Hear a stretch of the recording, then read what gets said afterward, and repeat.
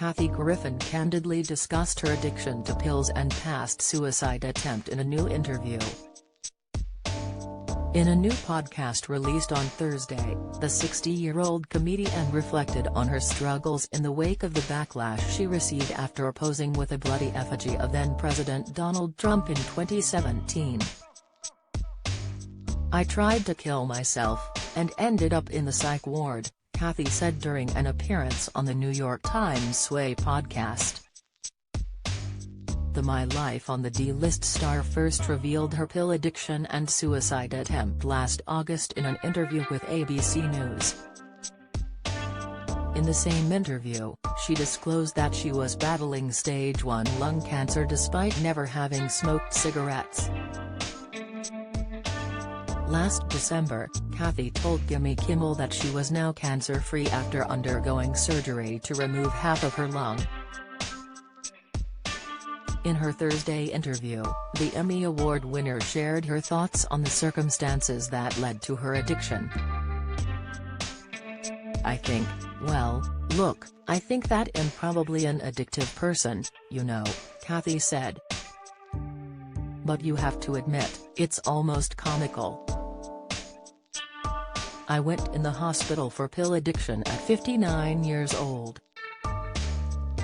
Who the hell becomes a junkie in their late 50s? Me." She explained that she felt adrift after being cancelled and losing all of her gigs in the aftermath of the controversy. "I didn't know what to do with myself," Kathy admitted. She continued, "I was just such a crazy workaholic, and all of a sudden, I had this time on my hands, and then I was depressed, and things just weren't looking up. And then you fall into the life will be better for my husband without me around. And you then call the estate attorney and the whole thing." The Illinois native married marketing executive Randy Bick in December 2020 after 8 years of dating.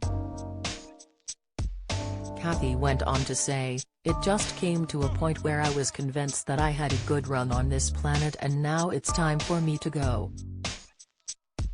It's been good. I've done a lot of great stuff and so you know, it gets pretty crazy."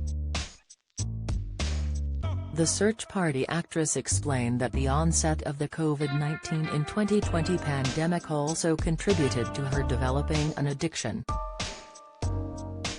"Not to blame COVID, but COVID is just laying around all day and trying to figure out life," she said. "So that was rough, although it was a good thing ultimately, and it was sobering quite literally, and so am, you know, happily a member of AA."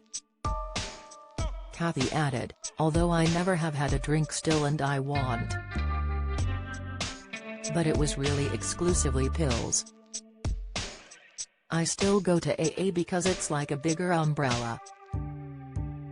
The comedian said that she began taking OxyContin, benzodiazepines including Valium, Klonopin, and Ativan, as well as Adderall and Provigil. "So I didn't know I was doing like a rich white lady speedball basically," she joked. "The painkillers are insidious because I did get addicted like the classic story. I had injuries. But then you start taking more than you need.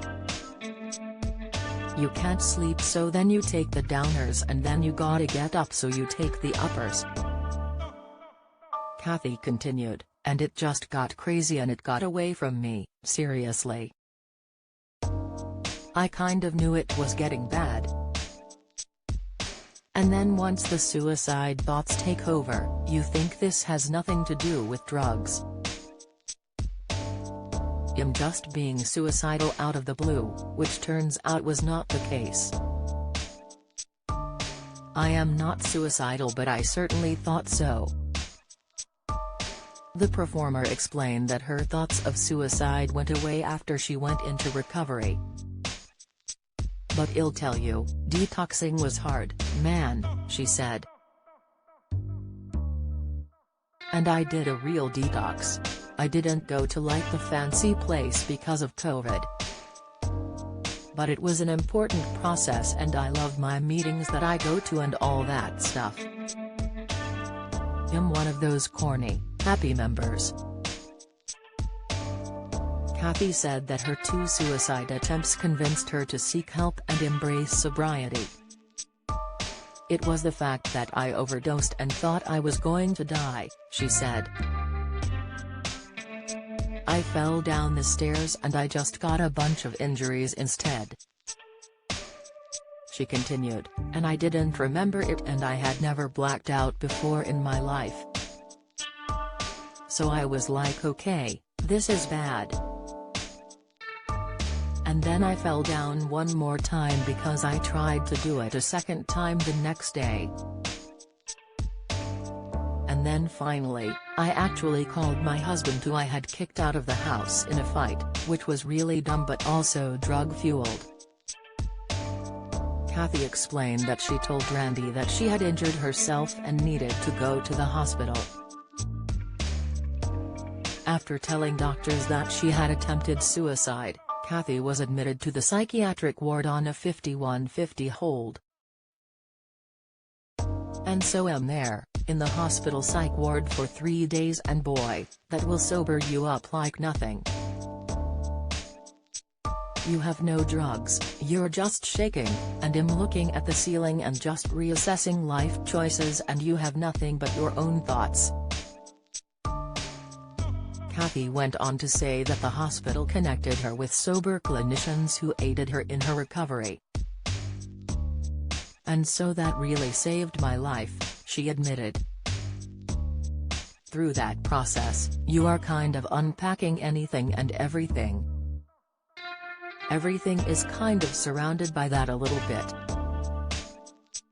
That comes first and then you can, I don't want to say deal with the shallow career stuff but we'll see if maybe being quote cancelled isn't worth dying for.